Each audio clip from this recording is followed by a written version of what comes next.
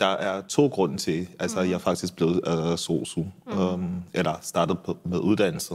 Og den ene, det er altså det med, at der er brug for masser af sosuer, og så det giver noget, altså der vil altid være et job et eller andet sted.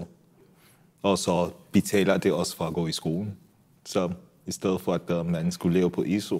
SU, ja.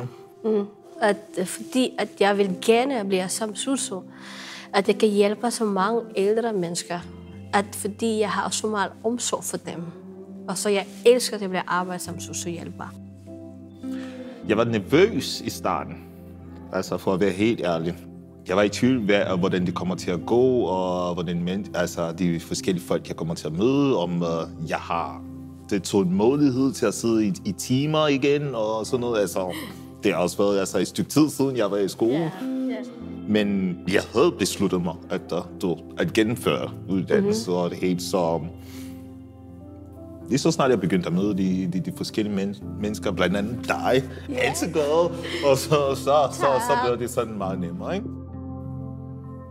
Nu for vores hold, det har så meget, at du kan acceptere hinanden, vi hjælper hinanden, vi griner hinanden. Det er meget sjovt, og det miljø, og det er meget vigtigt. Så derfor er jeg så glad for vores hold, og alle også det her på skolerne, der vi har. Alle lærerne er så meget fantastisk.